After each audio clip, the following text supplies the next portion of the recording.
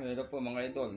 Tayo po ay magbibideo na naman sa about dito sa akin channel. So, pahinga muna tayo sa about province of Bang. So, focus muna ako dito sa about sa issue ng West Philippine Sea. Alam mga idol, sa totoo lang, palala ng palala ang nangyayari sa West Philippine Sea. Parang hindi na natin talaga maiiwasan ng napipintong giyera. Kung sa bagay, hindi naman talaga natin kaya na tapatan ng lakas ng China. Kaya kumbaga ang Pilipinas ay naiipit sa sitwasyon kung susuko na o hindi dito sa ating West Philippine Sea, dahil ang gusto ng bansa natin ay makuha ang China sa isang mapayapang usap. Kaya lang ang problema, hindi mo ka malikot. 100% na matigas ang China sa kanilang paninindigan na tama yung kanilang pag-angkin. Yun sa pag-invoke naman ng Mutual Defense Treaty, parang malalagay lang tayo sa alanganin na baka iwanan nga tayo ng Amerika sa sitwasyon once na gamitin na ang MDT. Parang tayo mga Pilipino ay namimili na sa dalawang sitwasyon. Una mga idol, pagsuko na dun sa ating soberanya, dahil ang totoo naman talaga hindi naman talaga natin kayang ilaban. Hindi natin kayang ilaban kahit ang gobyerno natin hindi ko mambibig pagdating sa issue ng pagganti.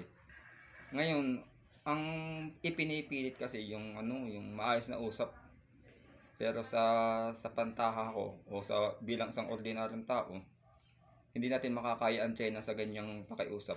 Talagang pinupus nila sa giyera. So ang tanong dito, kakasaba ang gobyerno natin. So, 99.10% hindi lalaban ng gobyerno natin dahil may pag-aalinlangan na baka bitawan tayo ng China sa once na matuloy yung giyera. Kaya doon sa mga sambayang Pilipino, paghanda na lang tayo kahit sa ordinaryong pamamaraan. Di wag tumangkilik sa produkto ng China, doon pa lang ay makaganti tayo.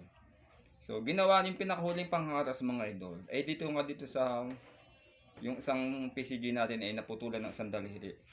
So mahirap tanggapin bilang isang Pilipino, masakit na walang magawa ang pamahalaan natin para makaganti. So ang tanong, susuko na ba ang gobyerno natin o lalaban? Kasi yung salitang paglaban noon pa sinasabi, pero hanggang ngayon nanatiling nagtitimpi. So timpin-timpi ang gobyerno natin mga idol, talagang gustuin man lumaban, talagang walang kaya. Kumbaga napatapa tayo sa bansa na hindi siya sumusunod sa legal na proseso ng pakikipag-usap. Kumbaga dahil sa porke malakas sila, yung pwersa at das ang ginagamit nila. Talagang kahit ako mga idol parang sabagay bilang isang mamamayang Pilipino nakakalungkot.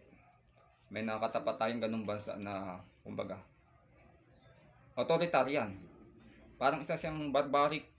Yan, barbaric idol kasi ang panlaban niya kasi ay yung sa by force. Yan mga idol, by force. Tayo naman, less power tayo when it comes to war.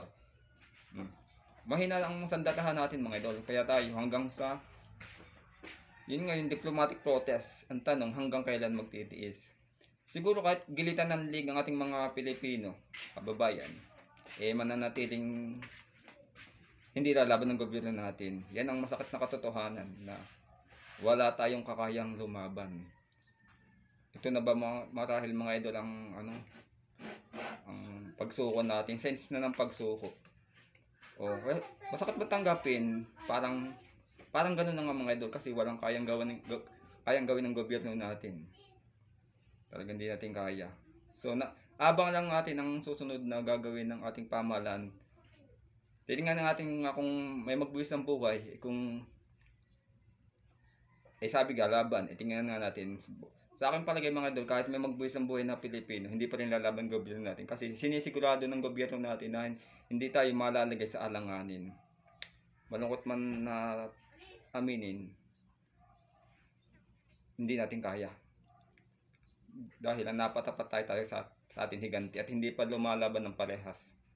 Kumbaga, pinupus nila yung kanilang power, wala nga tayong power. So parang gusto tayo na sumuko. Ang tanong, ikaw ba sambayang Pilipino, susuko ka? So, i-comment nyo lang mga idol ang inyong opinion para mabasa ko naman. Supportahan nyo naman ang YouTube channel ko. Sige, salamat mga idol, salamat sa panonood.